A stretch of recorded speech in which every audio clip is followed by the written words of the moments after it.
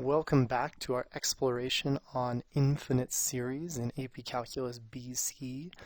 Last class saw us delve into really our first type or set of series, our geometric series, where we were able to find those sums using the first term divided by 1 minus the common ratio. We're going to go ahead and look at the second set of infinite series where we can also find their sum, and in fact this turns out to be the last set that we're going to study. Full disclaimer, this is actually not on the BC exam. However, they're a really common type of series, and everything that we use here is going to tie into things that actually are on the AP exam. So I think it's well worth spending at least a day on these telescoping series. Plus, doesn't that sound cool? Telescope, right? So, there is an opener here. Your goal is to attempt to find the sum of this given infinite series down here. I guess I should circle the whole thing. I circled the sequence first, the infinite series by hand, without using a calculator. My suggestion is write out the first couple terms and try summing them up and see if you can figure out what happens. And then we will come back together. Ready, set, go. Alright, so let's see what you ended up with as a sum here. I will go ahead and show a few terms, and I'm going to show them in parentheses like this. There's two terms every time, and then they're going to add on to the next set, and to the next set, and so on and so forth. So we'll dot down here. Let's see what happens. So when I use k equals 1, that's going to give me 1/3 minus 1 plus 1 is 2. 3 squared is 9. Okay, next one. This is for k is 2. We end up with 1/9 minus 2 plus 1 is 3. That's 1/27. What happens next? Well, we should probably try k equals 3. K equals 3, that becomes 1/27, and knowing our powers of 3, maybe we recognize it's 1/81. And then we can continue on from there. Let's maybe drop those parentheses. I think there's nothing in front of them. And let's see if we can take a peek at this pattern, especially when I write it slightly differently. Maybe we'll do it like this, where I'm using one color to represent two terms that are identical to each other. And then I'll put a little plus ... at the end. And why am I doing that? Well, you'll notice that instead of doing 1/3 minus 1/9, why don't we do this out of order? Because of course we can do addition and subtraction in any order as long as we keep the signs with them. And I think you'll notice then that the negative 1/9 and the positive 1/9 cancel. And the same thing for the 1/27, and in fact the same thing for the negative 1/81, because my very next term that would go up here is going to be positive, and so on and so forth. Now this gets a little bit trickier because there is going to be a term at the end that won't cancel. And that's a little tricky to understand. But eventually, maybe this will help you, eventually you have to stop writing terms, don't you? I mean, there has to be a last term, an infinite term. Maybe I'll even substitute an infinity in here, even though that isn't really good math notation. Infinity is not a number. It shouldn't be used like that. And you'll realize that this negative term has to wait until one term beyond it is used, right? This negative 1/27 didn't cancel out till the next one came in. So what's going to happen is there will be one here that's negative something, and it waited for this one, so that actually matches, and those cancel. And you have this bit of symmetry here where you can say, well, I think this is probably my final answer then. So again, with a bit of an abusive notation, what we really have is this guy. Of course, we probably should write this with limits, and in fact, you would be expected to write this with limits if this were on the AP exam. And the way we do that is we'd say the limit as k approaches infinity of 1 divided by 3 to the k plus 1. Now do this off on the side, just cross it out, right? Nothing too terrible. And then you can see it's 1 divided by infinity, which is of course 0, and that leaves us with 1/3. Series where these infinite number of terms cancel out, because there are an infinite number of terms in here, right? You have that ... we're writing forever. But when they cancel out predictably like above, these are actually known as telescoping series. Now you're like, well, that doesn't look like a telescope to me. Well, what you really have to picture in terms of a telescope, and no, I'm not going to draw this for you because, wow, that would not go well, is this is like the big portion of, like, think a pirate telescope, right? Those collapsing ones where the pirate like holds it up and then throws out their arm and the telescopes out like 5 or 6 pieces. It's kind of like this, where you start with 1/3 and that's your big piece, right? And then we telescope out to smaller and smaller pieces. But when you put it all back together, what happens with those smaller pieces? Well, they all stack on top of each other and they become invisible. So really the only thing you can see is the big barrel at the beginning and then this little part poking out at the end that's maybe like that looking glass. Now, I'm not sure if that's exactly it, but that's how I've heard it described. Telescoping series. It's when you simplify the series, the middle chunks are canceled out, and all you have left are the term or terms in the beginning and those at the end. Because we don't actually just have to have 1 and 1. You'll actually see a few series today where there maybe first 3 terms don't cancel, which actually through symmetry will mean the last 3 don't cancel as well. Now, you should actually realize that we could have done this infinite series up here using our geometric skills from earlier. Right? Could you see that? Where, let's go ahead and take a look at that series one more time. So it's from k equals 1 to infinity, right? Of 1 divided by 3 to the k minus 1 divided by 3 to the k plus 1. Well, if we wanted to go through and use our geometric skills, we need to make it so it fits that a times r to the nth power, which means it needs to all be one term. And to all be one term, I think we probably then need common denominators here, don't we? So we'd probably need to multiply this guy over here by 3 to the first and by 3 to the first. Oops, that's a weird one. Because, of course, same base means you add the exponents. So I think that's going to give us 3 divided by 3 to the k plus 1. Minus 1 divided by 3 to the k plus 1. Or simplifying even a little bit further, because we're still not at one term here, 3 minus 1 is 2 divided by 3 to the k plus 1. So maybe pause it here, see if you can finish off and see if you can determine how this is geometric. I will show you the same, and then we're really going to see, is our sum going to be 1/3 going at it this way? So hopefully you were able to get a couple more steps in on your own. I'm going to go ahead and split this denominator, so it's 3 to the k times 3 to the first. And then I'm going to take this 2/3 that we have hiding here and factor it out. Okay, so we have k equals 1 to infinity. We have 2/3 times 1 divided by 3 to the k. And then I think we still have one more step. We practiced this last class. See, I told you it's a good connection to what we did for geometric series. We can factor out the k from both the 1 and the 3, even though the 1 looks like it doesn't have it. 1 to the k is just 1. And now we have our infinite series that is geometric in form. Well, can we actually find the sum of this? Well, sure. I think my r right here is less than 1. Okay, nothing too bad.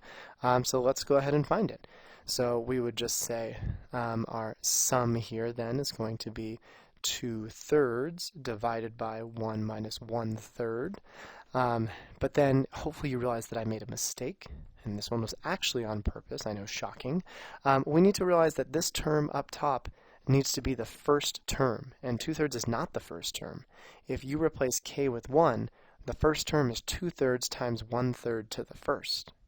So let's clean that up. I think that's 2/9 divided by 2/3, or 2/9 times the reciprocal of the denominator. 2's cancel, divide by 3, and looky here, we have 1/3. So I think that's a really nice connection between the last 2 days. So at this point then, we really don't have too much else to do. We'll talk a little bit about notation as we go through these, but really we're just going to be exposed to a couple more type of series. We're going to evaluate them as a telescoping series and not a geometric series. And really the way we do a telescoping series is we start to write out the pairs or singletons of the terms until we can figure out what's going to cancel out, and then follow the pattern. Whatever doesn't cancel out at the beginning also will not cancel out at the end. So 2 terms in the beginning, 2 terms in the end, so on and so forth. So let's go ahead then and see if we can try these next 2. Of course, you should try them on your own. And then once you're done, or if you get stuck, go ahead and unpause. Okay, well, now you are back to this one, and hopefully you're listening in to see how it goes. Full disclosure, I actually screwed up this problem the first time that I tried it, so hopefully I do things a little bit better here. Really, it's nice to look at patterns in the denominators to help you move a little bit quicker through this. So what I'm actually going to do is I'm going to do the first fraction first. I think it'll go a little faster. So if we plug in 0, we get 1 over 1. Plug in 1, we get 1/2. Plug in 2, we get 1/3. It's just going up by 1. So the next one's 1/4, and so on and so forth. Then, when I do the second fraction, of course there's a minus in the middle of all these. When I plug in 0, I get 3. When I plug in 1, I get 4. And then now we're just going up by 1 again, right? Use those slopes, those patterns we looked at earlier. So 1/5 and 1/6. And then we take a look and say, okay, do things cancel? Well, this 1/3 definitely cancels, but you have to skip an entire term in the middle. And then this 1/4 cancels, but we definitely skip an entire term in the middle. And then, of course, following that pattern, the 1/5 is going to cancel here, the 1/6 is going to cancel, and so on and so forth. But you'll notice that there's actually 2 terms this time that didn't cancel. This guy and this guy. And if you're not sure, write out more terms. If you write out 10 terms, you'll easily see what cancels. But I think that means then that there's going to be 2 terms at the very end that don't cancel. And in fact, I'm going to write these out down below just for the sake of space here. So the last term is pretty easy. The last term is just infinity plugged in, right? And I'll write infinity for now. It's nothing too bad, right? We end at infinity. So we get 1 over infinity plus 1 minus 1 over infinity plus 3. But what would be one term before that? And then this is real bad notation here. But I would say the value we plug in for k right before that is 1 lower than this value. So wouldn't it just be infinity minus 1? And again, I realize this is not good notation, but I think it makes a decent point here of what this is going to be. So we can actually, I think, even simplify this a little bit. I'm probably going to run out of room here, but that's fine. -1 plus 1, so it's just 1 over infinity minus 1 over infinity plus 2. And then my very last term is 1 over infinity plus 1 minus 1 divided by infinity plus 3. So we'll get rid of that just so we can see what's going on here. And then if the first term didn't cancel, the last term will not cancel. And then the second term did cancel, so this one will. The third term didn't cancel, so the third to last will not. And then we have our final sum. What does the final sum look like? Well, now I'm going to go back to real notation. We get 1 over 1 plus 1/2, the first 2 terms, minus, and I'll factor out a negative from these last 2, and we'll use a limit here. The limit is k approaches infinity, of 1 over k plus 2 plus 1 over k plus 3. And again, there's a plus here because I factored out the negative from both of those, moved it out front. Well, then we look at this. We hopefully know that 1 plus 1/2 is 1.5, or 3/2. But then minus what? Well, if this becomes infinity and this becomes infinity, constant over infinity is 0. And so we just end up with 3/2. Now, you might start to make the connection, the false connection. Sometimes you'll hear that called a conflation, or you're conflating something, falsely equating something. And you're going to say, oh, these terms at the end always turn into 0. Well, that's not actually quite accurate. They don't always turn into 0. So we should maybe look at a case where that doesn't happen, but we will get there in just a second. For now, though, let's look at this second guy, because you probably had a bit of an issue with this. And the reason you had a bit of an issue is because all the terms are positive, aren't they? Right? There's just one term here. When we substitute in 1, we get 1 divided by 1 times 1 plus 1. And then when I substitute in 2, it looks like this. And then when I substitute in 3, it looks like this, and so on and so forth. So really, what does this become? 1 times 2 is 2. 2 times 3 is 6. 3 times 4 is 12. You might recognize that as a quadratic pattern in the denominator, right? You're making the outline of a rectangle. But nothing cancels out here. So you're like, why would you give us this problem? Well, this actually does sum up to something, and it is a telescoping series. Because the issue here is that we only have one fraction, and to create a telescoping series, you need at least 2, and there has to be a negative. So doesn't that maybe mean then if we were able to take this fraction and split it into, oh, I don't know, 2 different fractions and cross our fingers that maybe that plus becomes a minus that we might be getting somewhere. And hopefully you're thinking, oh, this is why this is such a good lesson. This brings us back to one of the first things we learned this year, and you might have learned in pre-calculus, how to partially decompose a fraction, right? So let's practice it. 1 equals a. To give a common denominator, this is missing a k plus 1.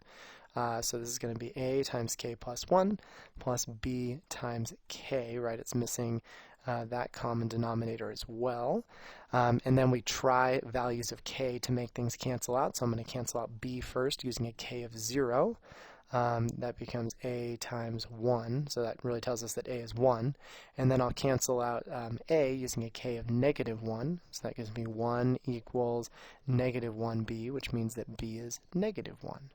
So continuing this out then, what we really found is instead of finding the sum, ooh, that was really bad even for me, from k equals 1 of 1 divided by k times k plus 1, why don't we find the sum, took a little more time, much better summation there, of a was 1 divided by k, minus, because b is negative, 1 divided by k plus 1. Alright, well, we can do that. Let's write out a few terms here. I'll use a little divider. So we have a couple terms. It looks like our first term we substitute in 1. And again, I'm really a big fan of just doing the first fraction first, and then you can work the rest after. So 1 over 1, 1 over 2, 1 over 3, and then all the way up to really 1 over infinity if you want. And then we'll work the other one. So with the negative, when we substitute in 1, this becomes 1/2. Substitute in 2, we get 1/3. Easy pattern to see, 1/4, and so on and so forth. I think we can probably see what cancels here. Cancels, cancels. I think everything is going to cancel all the way up. Oh, I guess I forgot my last term, right? 1 over infinity plus 1. The first term didn't cancel, which means the last term won't cancel, but it does mean that this one does. And so I think just by looking at that, we don't really need to go to limit notation here, do we? This is going to go to 0 again, but we do keep the first term, and we get an answer of 1. Now, be careful, don't think that this series that we found the sum of is different than this one. This series also equals 1. It's just way harder to see that it equals 1 than a telescoping series. In fact, if you started to plug all this into like Desmos or your calculator, you took this, you replaced infinity with a slightly smaller number, you'd see you get really, really close to 1. But you probably never would have guessed it. So telescoping series are pretty powerful. So I forgot to fill this in. We need to remember that we use partial, this is what our method was called, partial fraction decomposition. Keep that fresh in your mind because it does come back every now and then. So a couple concluding notes for today. First, we already talked about the symmetry of telescoping series, right? There's nothing too bad here. We need to realize that the number of terms that don't cancel out in the beginning will also not cancel out at the end. Second, before you apply the rules for geometric series or telescoping series, you do need to make sure that the actual sequence converges. Now, remember when we're talking about a sequence converging, if we want a sequence convergence, crushing the spelling game today, we need to take the limit as n approaches infinity of the sequence, not the series, but of every individual term, right? Because if you don't, then you might do more work than you have to. For example, one really cool telescoping series that you might not suspect is telescoping is this guy right here. You're like, why would that be telescoping? There's only one fraction. But then, of course, you remember your rules of logs, which tell you that if you see division, you can actually rewrite that as two different logs, in this case, natural logs subtracting. And so we can write it out like that. And then when you start to plug in 1, take a look at what happens, right? Can we see this telescoping series now? Natural log and natural log cancel, and then you'll end up getting that this third one cancels, and so on and so forth. And you're like, oh, maybe it sums up to 0, because 0 never seems to cancel, but everything else eventually will. Trust me, promise. However, it's really 0 and natural log of k plus 1. Or if you wanted to try infinity, that's fine, but what really ends up happening is you get 0 plus the limit as k approaches infinity of the natural log of k plus 1. And what happens if you substitute infinity in here? Well, the natural log of something infinitely large is infinitely large. In fact, we say that this diverges because the limit equals infinity or approaches infinity here.